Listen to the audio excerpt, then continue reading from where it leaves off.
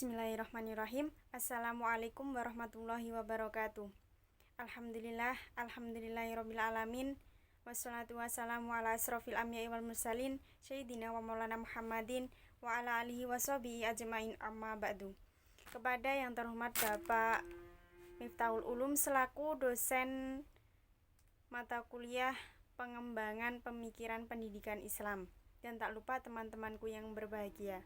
Di sini saya yang bernama Rumiati, NIM 201190455.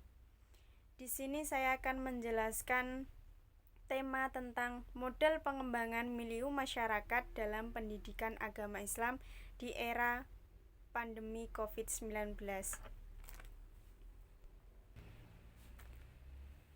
Dalam tema ini saya akan menjelaskan 2 poin. Poin yang pertama yaitu mengenai karakteristik model pengembangan milieu masyarakat dalam pendidikan Islam di era pandemi COVID-19. Yang kedua, model pengembangan milieu masyarakat dalam pendidikan agama Islam di era pandemi COVID-19. Poin yang pertama, karakteristik pendidikan agama Islam di era pandemi COVID-19. Yang pertama, yaitu pengertian pendidikan.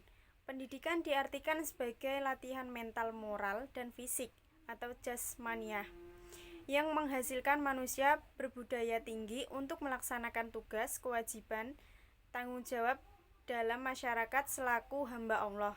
Maka pendidikan berarti membubuhkan personalitas atau kepribadian serta menanamkan rasa tanggung jawab. Yang kedua, pengertian pendidikan Islam. Pendidikan Islam adalah suatu sistem kependidikan yang mencangkup seluruh aspek kehidupan yang dibutuhkan oleh hamba Allah. Oleh karena itu, ditinjau dari aspek pengalamannya, pendidikan Islam berwatak akomodatif atau menyesuaikan kepada tuntutan kemajuan zaman yang ruang lingkupnya berada di dalam kerangka acuan norma-norma kehidupan Islam. Ilmu pendidikan Islam adalah studi tentang sistem proses pendidikan yang berdasarkan Islam untuk mencapai produk atau tujuannya, baik studi secara teoritis maupun praktis. Ruang lingkup ilmu pendidikan Islam. Ilmu pendidikan Islam mempunyai ruang lingkup yang sangat luas, karena di dalamnya banyak pihak-pihak yang ikut terlibat baik secara langsung atau tidak langsung. Objek ilmu pendidikan Islam ialah situasi pendidikan yang terdapat pada dunia pengalaman. Di antara objek atau segi ilmu pendidikan Islam dalam situasi pendidikan Islam. Yang pertama, perbuatan mendidik sendiri, sikap atau tindakan menuntut, membimbing, memberikan pertolongan dari seorang pendidik kepada anak didik untuk menuju ke tujuan pendidikan Islam. Yang kedua, anak didik, yaitu pihak yang merupakan objek terpenting dalam pendidikan. Yang ketiga, dasar dan tujuan pendidikan Islam, yaitu landasan yang menjadi fondamen serta sumber dari segala kegiatan pendidikan Islam ini yang dilakukan. Maksudnya, pelaksanaan pendidikan Islam yaitu arah kemana akan anak didik akan dibawa. Yang keempat, pendidikan yaitu subjek yang melaksanakan pendidikan Islam. Yang kelima, materi pendidikan Islam yaitu bahan-bahan atau pengalaman belajar ilmu agama Islam yang disusun yang sedemikian rupa untuk disajikan kepada anak didik. Yang keenam, metode kependidikan Islam ialah cara yang paling tepat dilakukan oleh pendidik untuk menyampaikan bahwa atau materi pendidikan Islam agar materi pendidikan Islam tersebut dapat dengan mudah diterima oleh anak didik. Yang ketujuh, evaluasi pendidikan yaitu memuat cara-cara bagaimana mengadakan evaluasi atau penilaian terhadap hasil belajar anak didik. Yang kedelapan, alat pendidikan Islam, yaitu alat yang dapat digunakan selama melaksanakan pendidikan Islam agar tujuan pendidikan Islam tersebut lebih berhasil. Yang kesembilan, lingkungan sekitar, yang dimaksud ialah keadaan-keadaan yang ikut berpengaruh dalam pelaksanaan serta hasil pendidikan Islam. Adapun pendapat kami mengenai ruang lingkup pendidikan agama Islam sangat penting karena dalam pembelajaran pendidikan agama Islam, apalagi sekarang di masa pandemi COVID-19, maka pendidikan agama Islam itu sangatlah penting dalam kehidupan kita sehari-hari. Karena di dalam ruang lingkup pendidikan agama Islam itu telah mempelajari bagaimana mengenai pendidikan agama Islam itu pendidikan agama Islam seperti halnya ruang lingkup pendidikan Islam itu mencangkup pendidikan. Menjadi dengan adanya pendidikan, kita sebagai peserta didik atau mahasiswa dan masyarakat bisa menerapkan terhadap lingkungan kita, terhadap masyarakat kita, bagaimana berperan dari pendidikan agama Islam itu yang bisa kita ambil dari Quran dan hadis dan sumber-sumber yang telah ditetapkan. Sehingga dari mempelajari pendidikan itu, kita bisa mengetahui mana yang baik atau tidaknya pendidikan Islam. Fungsi ilmu pendidikan Islam. Dari kajian antropologi dan sosiologi dapat kita ketahui 3 fungsi pendidikan. Yang pertama, untuk mengembangkan wawasan subjek didik mengenai dirinya dan alas sekitarnya. Dengan semakin luasnya wawasan akan menimbulkan berbagai kreativitas. Yang kedua, untuk melestarikan nilai-nilai insan yang akan menjadi filter bagi wawasan hidupnya sehingga wawasannya menjadi tepat. Yang ketiga, untuk membuka pintu ilmu pengetahuan yang sangat bermanfaat bagi kelangsungan hidupnya. Agama Islam memiliki ajaran yang khas dalam bidang pendidikan. Islam memandang bahwa pendidikan adalah hak bagi setiap orang, laki-laki atau perempuan, dan berlangsung sepanjang hayat. Tujuan pendidikan Islam. Dasar dan tujuan pendidikan Islam yaitu landasan yang menjadi fondamen serta sumber dari segala kegiatan pendidikan Islam yang dilakukan. Maksudnya pendidikan Islam harus berlandaskan atau bersumber dari dasar tersebut. Sedangkan tujuan pendidikan Islam yaitu arah kemana anak didik akan dibawa. Secara ringkas, tujuan pendidikan Islam yaitu ingin membantu anak didik menjadi manusia dewasa yang muslim, yang takwa kepada Allah SWT atau kepribadian muslim. Tujuan pendidikan agama Islam adalah sesuatu yang ingin dicapai itu dalam melakukan serangkaian proses pendidikan agama Islam di sekolah. Terdapat beberapa pendapat mengenai tujuan pendidikan agama Islam, di antaranya al-atas, menghendaki tujuan pendidikan agama Islam adalah manusia yang baik. Sementara Marimba mengatakan menurutnya tujuan pendidikan agama Islam adalah terciptanya orang yang berkepribadian muslim. Beberapa berbeda dengan al-Abrasi, menghendaki tujuan agar pendidikan agama Islam adalah terbentuknya manusia yang berakhlak mulia atau berakhlakul karimah. Karakteristik pendidikan Islam. Karakteristik pendidikan Islam terdapat dalam bidang-bidang antara lain yaitu yang pertama, bidang agama.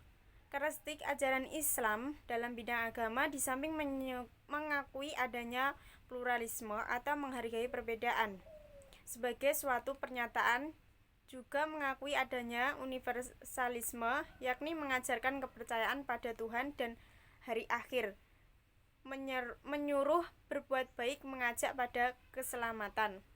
Yang kedua, bidang ibadah. Karakteristik ajaran Islam dalam bidang ibadah dapat dikenal melalui konsepnya sebagai upaya mendekatkan diri kepada Allah SWT dengan menaati segala perintahnya, menjauhi segala larangannya, dan mengamalkan segala yang diizinkannya. Bidang akidah. Karakteristik Islam yang dapat diketahui melalui bidang akidah ini bahwa akidah Islam bersifat murni, baik dalam isinya maupun prosesnya, yang diyakini dan diakui sebagai Tuhan yang wajib disembah hanya Allah SWT. Dalam prosesnya, keyakinan tersebut harus langsung, tidak boleh ada perantara.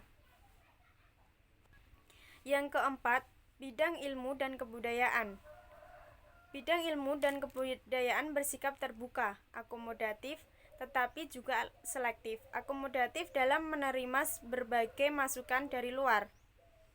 Tapi bersamaan dengan itu, Islam juga selektif, yakni tidak begitu saja menerima jenis ilmu dan kebudayaan, melainkan ilmu dan kebudayaan yang sejalan dengan Islam.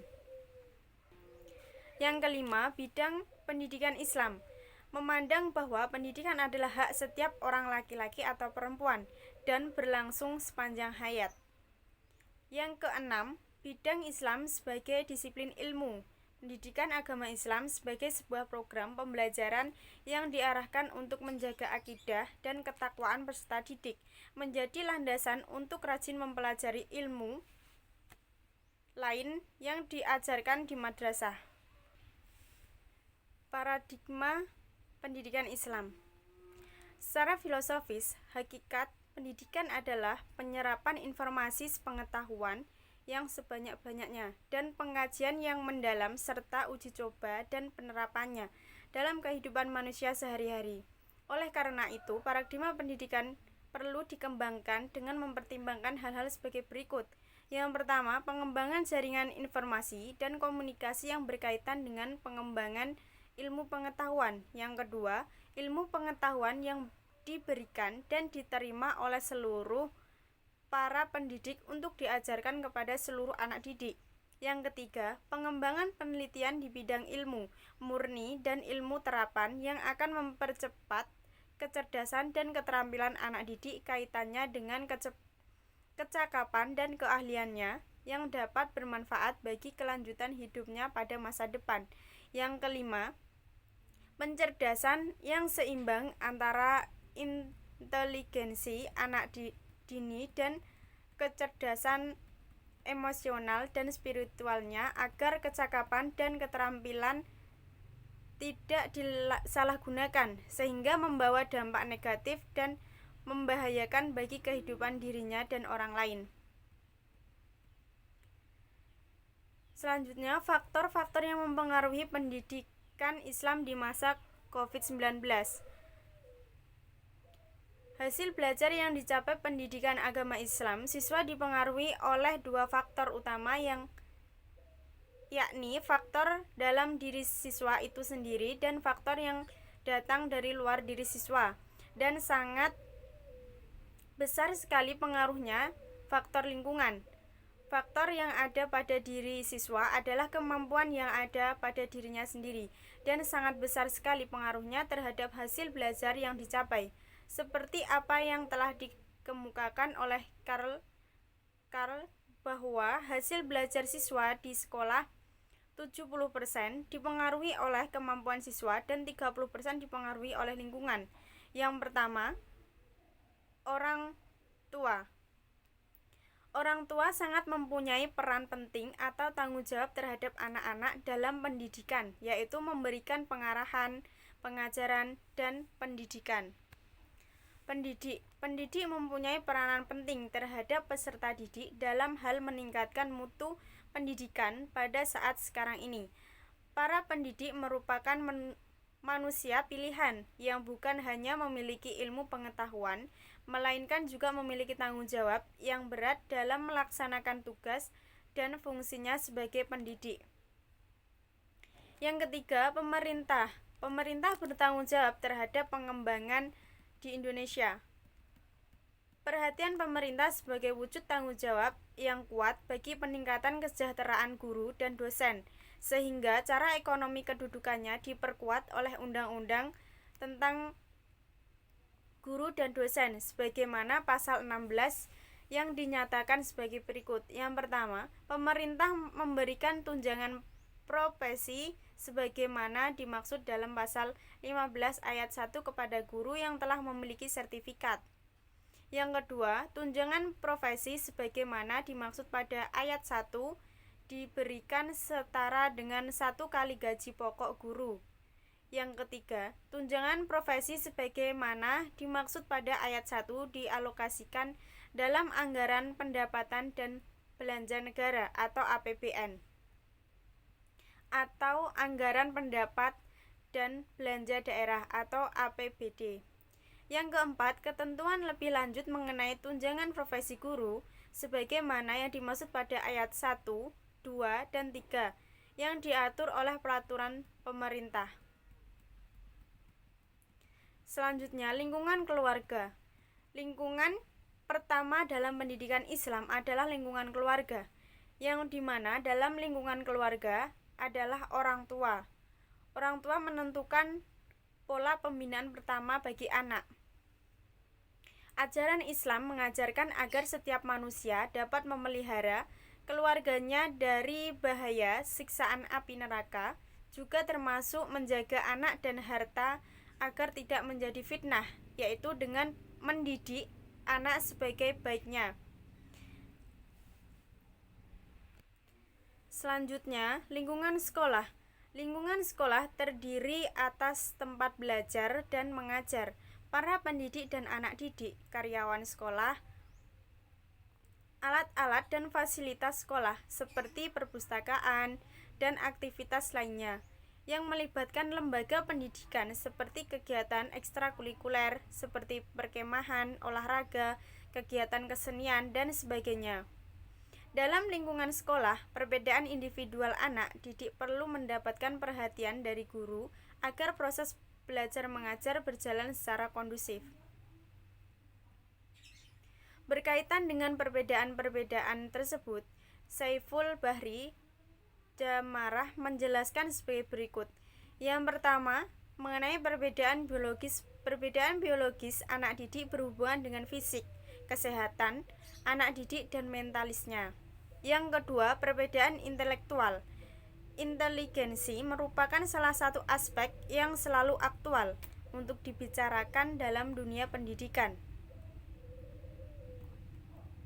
Yang ketiga, perbedaan psikologis di sekolah.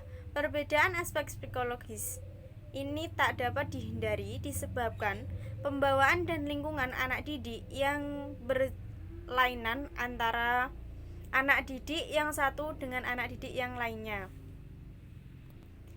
Yang selanjutnya, lingkungan masyarakat. Dalam lingkungan masyarakat, anak didik akan menemukan berbagai kejadian atau peristiwa yang baru, asing, yang baik dan yang buruk, yang patut ditiru dan tidak ditiru, dan terpuji dan yang tercela. Dalam lingkungan masyarakat merupakan salah satu faktor terpenting yang harus juga perlu diperhatikan bersama dalam membina dan menciptakan ilmu pengetahuan agama yang baik, karena dunia lingkungan juga sangat bisa mempengaruhi seorang individu dalam berperilaku. Maka hendaklah sebagai orang tua perlu memperhatikan pergaulan anaknya yang sesuai dengan lingkungan yang ia diami saat ini.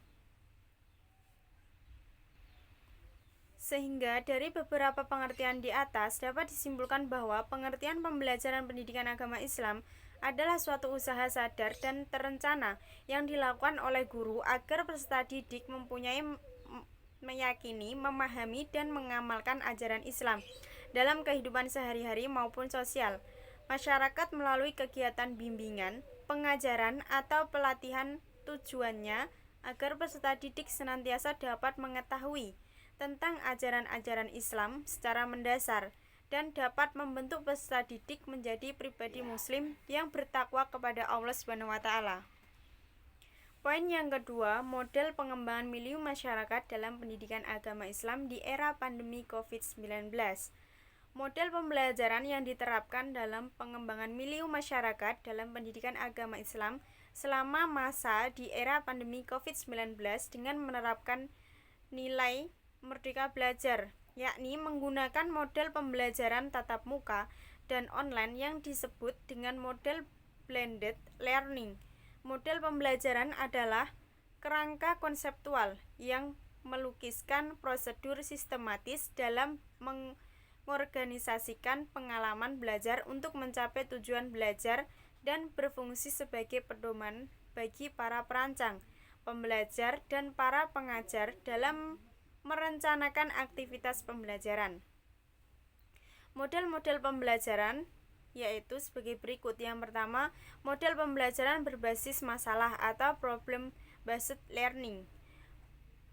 Model pembelajaran berbasis masalah dirancang untuk membantu mencapai tujuan-tujuan seperti meningkatkan keterampilan intelektual, memahami peran orang dewasa, dan membantu siswa untuk menjadi pelajar yang mandiri. Yang kedua, model pembelajaran langsung atau direct instruction.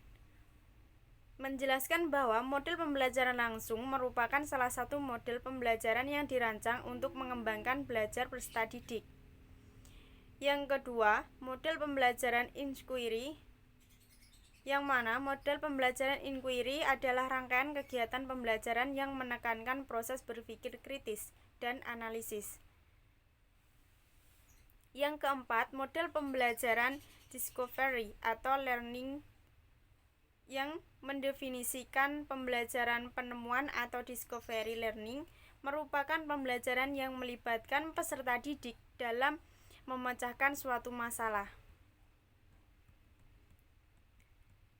Yang kelima, model pembelajaran project-based learning, yang mana pembelajaran proses basis proyek atau project-based learning adalah model pembelajaran yang inovatif. Yang selanjutnya, model pembelajaran kooperatif, yaitu cooperative learning. Menjelaskan bahwa model pembelajaran kooperatif merupakan konsep yang lebih luas meliputi semua jenis. Yang selanjutnya, model pembelajaran blended learning. Blended learning adalah pendekatan pembelajaran yang menggabungkan pembelajaran online dan tatap muka dengan tujuan menghasilkan pengalaman pembelajaran yang lebih efektif. Selanjutnya, model pictures and features. Model pictures adalah metode pembelajaran aktif menggunakan gambar yang diurutkan menjadi urutan yang sistematis, kemudian memberikan keterangan gambar dan menjelaskan gambar.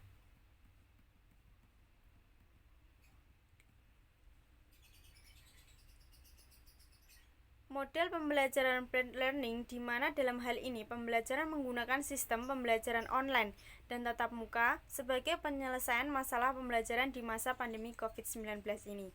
Model pembelajaran yang digunakan ketika tatap muka dan online yakni termasuk dalam model direct instruction, pictures and pictures, problem-based learning, inquiry learning, dan comparative learning. Penerapan semua model pembelajaran selama masa pandemi COVID-19 yakni bertujuan untuk membuat suasana belajar menjadi bahagia untuk pendidik, peserta didik, orang tua, dan semua orang, sesuai kebijakan baru Kementerian Pendidikan dan Kebudayaan Republik Indonesia atau Kemendikbud RI yang dicanangkan oleh Mendikbud Nadine Anwar Makarim, yang ingin menciptakan suasana belajar yang bahagia dan suasana yang happy. Proses pembelajaran dengan menyesuaikan kondisi, kebutuhan, dan lingkungan peserta didik sehingga terjadi penguasaan pengetahuan, sikap, dan keterampilan. Pembelajaran di masa yang akan datang akan lebih memberikan suatu kondisi pembelajaran yang aktif, kreatif, inovatif, gembira, dan berbobot atau bisa meningkatkan dengan model pembelajaran. Mungkin cukup itu yang dapat saya sampaikan. Apabila ada salah kata, kurang lebihnya saya mohon maaf. Wassalamualaikum warahmatullahi wabarakatuh.